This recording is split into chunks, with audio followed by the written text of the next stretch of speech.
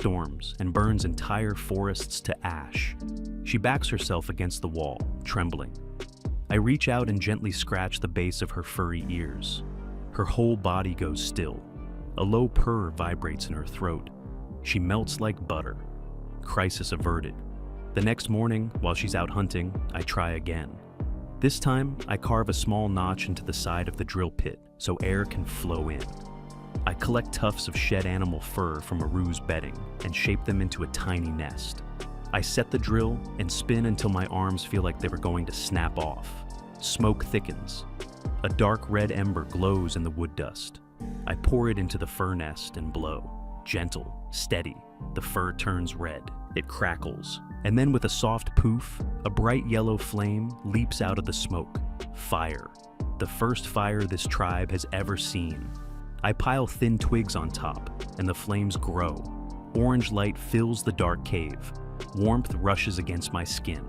Outside, the little beast-eared children who had been peeking in start screaming and scatter in every direction, convinced I just summoned a monster. But I just sit there on the cave floor, hands bleeding, grinning like an idiot. In a world where muscles are everything, I just proved that a brain can burn brighter. Aiilwha hears the children screaming about fire and comes sprinting back from her hunt, a dead wild boar still slung over her shoulder. She sees the orange glow inside the cave and her face turns white. She drops the boar, screams that she's coming to save me, and charges in at full speed. Before I can even raise my hand to wave, she grabs me and crushes my face directly into her chest. My nose and mouth are buried in soft, warm skin and animal hide. I cannot breathe. She is trying to protect me from the flames, but she is about to kill me with kindness instead. I pound on her back until she finally stops. I point at the fire still burning calmly in its little circle of stones. It hasn't moved. It hasn't spread. It just sits there, flickering like an obedient pet. Aiilwha stares at it for a long time, her ears flat against her head and her tail tucked between her legs. She doesn't believe me when I say the fire is safe, so I decide to show her instead. I grab a chunk of meat from the dead boar, skewer it on a branch, and hold it over the flames. The fat melts and drips onto the hot coals. A sizzle fills the air, then a cloud of white smoke, and then the most incredible smell any of these people have ever encountered: roasted meat. The scent hits every beast-eared girl in the tribe like a punch to the nose. Aiilwha's nostrils twitch, her throat bobs. The fear in her eyes gets shoved aside by something much stronger: hunger. I tear off a small piece and hand it to her. She sniffs it, opens her mouth, and bites down. Her eyes go wide, her pupils shake. She chews twice, swallows, and her tail starts wagging so fast it kicks up a dust cloud behind her. She has never tasted anything like this in her entire life. Before I can offer a second piece, a large hand reaches over my shoulder and snatches the entire skewer.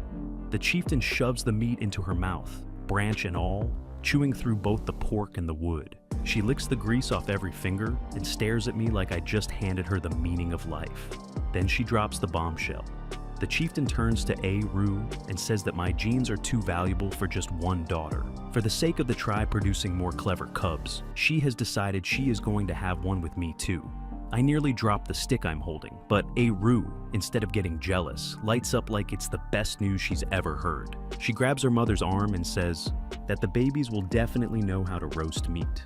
The two of them smile at each other like they just closed a business deal. I am the business.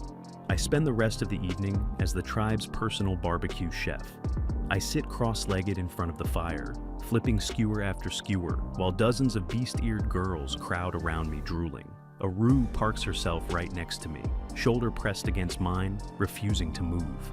She tears off the best pieces of meat and feeds them straight into my mouth. When the wind shifts and blasts smoke into my face, I end up looking like a chimney sweep. Aiilwha laughs so hard, her whole body shakes and her tail thumps the ground. Then she leans in and sticks out her tongue, trying to lick the soot off my cheek.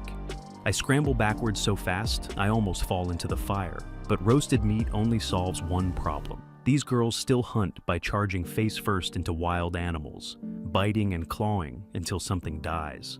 Every hunt means injuries. Infections in this world with no medicine means death. I need to give them something better. So the next day, while Aiilwha is out, I find 2 straight hardwood poles, scrape them smooth with a stone flake, sharpen the tips into points, and hold them over the fire to harden the wood until it turns black and glossy. 2 crude, ugly spears, the oldest weapon in human history.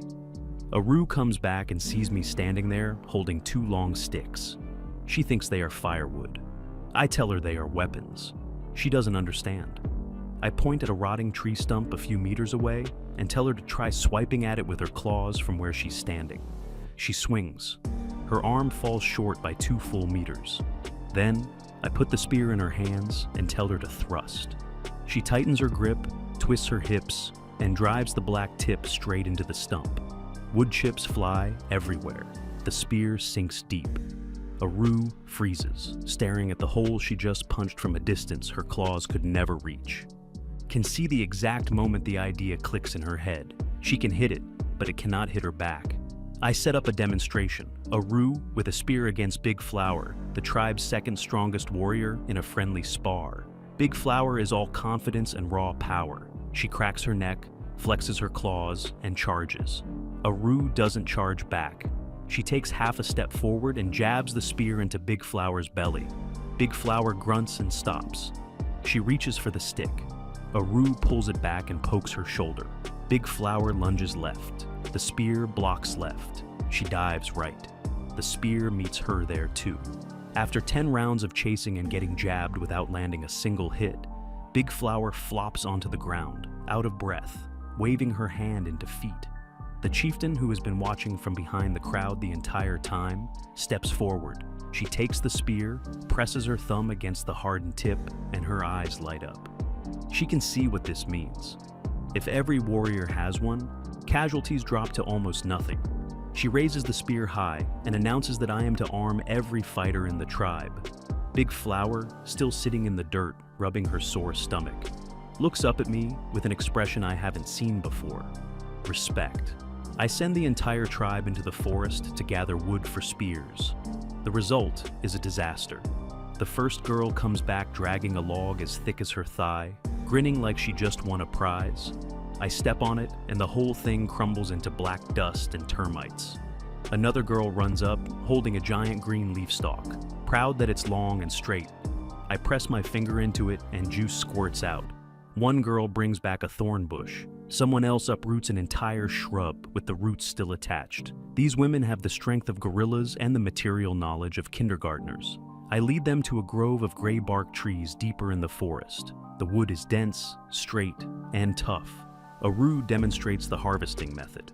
She takes a half step back, winds up her leg, and kicks the trunk so hard the bark explodes off the side. Then she grabs the tree with both hands and rips it down like she's pulling a weed. This isn't logging, this is destruction. But it works. Within an hour, dozens of perfect poles are stacked on the ground. That night, I run a full assembly line by firelight. The girls strip bark with their claws.